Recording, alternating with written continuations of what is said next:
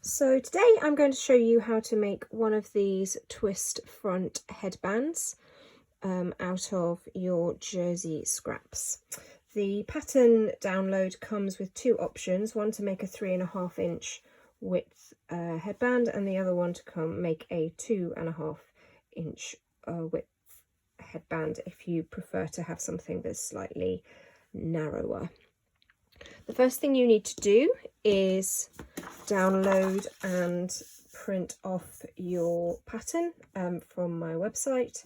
It's a free download, and there is a pattern for the 3.5 inch and also a slightly narrower one for the 2.5 inch. But I'm going to make the 3.5 inch headband today. So I'm just going to put this to one side. So once you've cut your pattern out, you need to cut your fabric out as well. This is some really lovely cotton jersey that I got from clarabelfabrics.com. This comes in a number of really jazzy prints. I made this rainbow one as well as this other rainbow one out of the same fabric.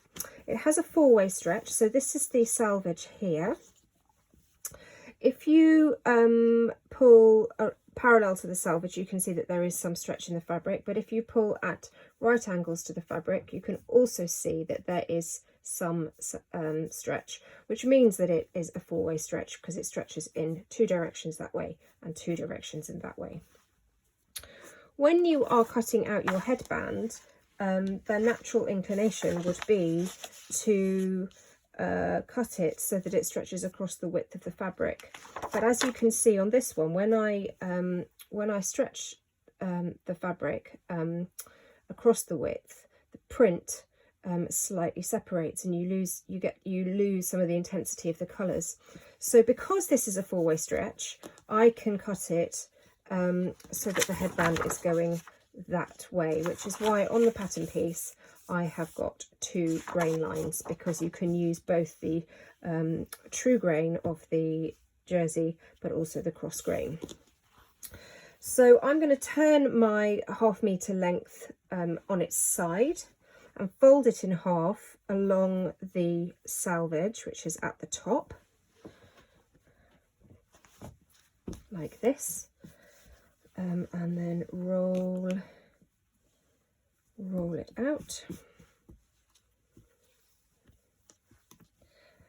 flatten out all the curvy edges, make sure that it's nice and smooth, and then place my headband pattern on the folded fabric. So this double arrow here indicates that you need to place the pattern piece on a fold.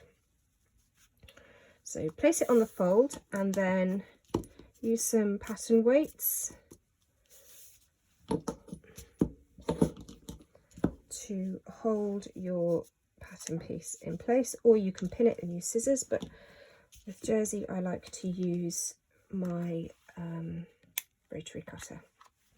So that's all held in place, and I'm just going to cut along the straight edge of my pattern.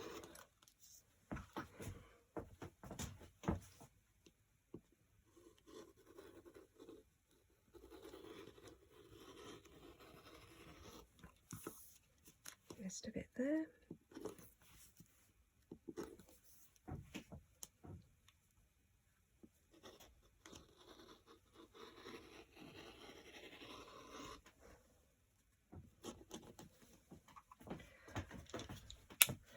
To get the rectangle shape that I need for my headband, that you don't need the pattern anymore. So once you've got your rectangle, you're going to open it up and fold it in half along the length of the strip that you've just made, like that. And then you're going to sew it all along this straight edge here. You can use your overlocker or serger, or you can use a stretch stitch. If your machine doesn't have a lightning bolt stitch, you can use a small fine zigzag stitch, but you must use a stretch stitch along this seam, because this is where the headband will be stretching around your head and you don't want your stitches to pop. So here is my overlocked tube.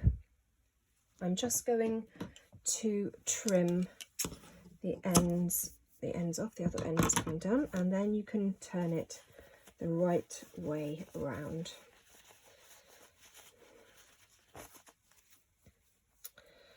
So you turn it all the way through and lay it flat on your cutting table,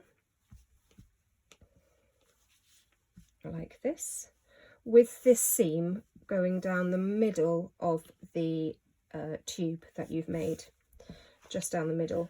This bit will be going against your head when your headband is finished. You're then going to turn it over so that the seam is on the bottom of the table, and pick up this end in your hand. This side facing you now should have no center seam in it. Take this end in your right hand and fold it in half so it meets end to end. But don't let go, because you're going to move this across slightly so that it overlaps. The left hand half of the top section overlaps the right hand half of the bottom section, like that. Once you've done that, you're going to fold the top section over and behind the bottom section, and then what's poking out of the bottom section you're now going to fold in half on top, so that you essentially have, I'll just pop a pin in there,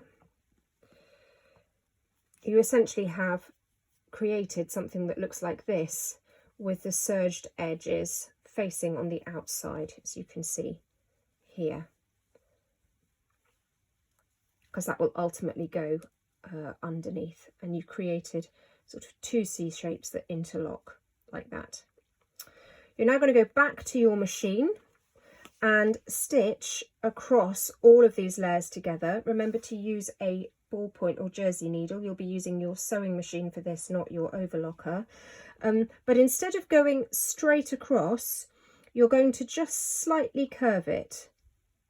It's not a very big curve, just the differential of maybe 3/4 of a centimetre or 1/4 of an inch from the base of the curve to the top of the curve.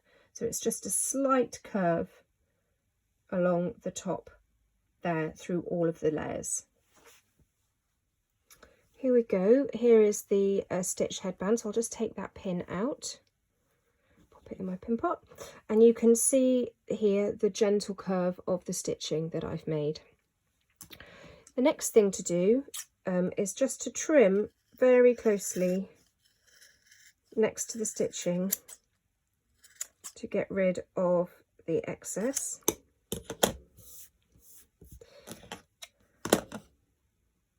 And that is your twist front headband finished. It really is very, very simple to do, and super, super quick. And I really love them. And you can wear it so that the twist is at the back, at the base of your neck, if you prefer to have the wider part at the top. But I really like the twist at the top of my head, and it's also great for wearing over ears if you're chilly and cold. If you make a few of these, tag me on Instagram at Start to Stitch, and let me know what they look like. I'd love to see what you will get up to with them. Have fun!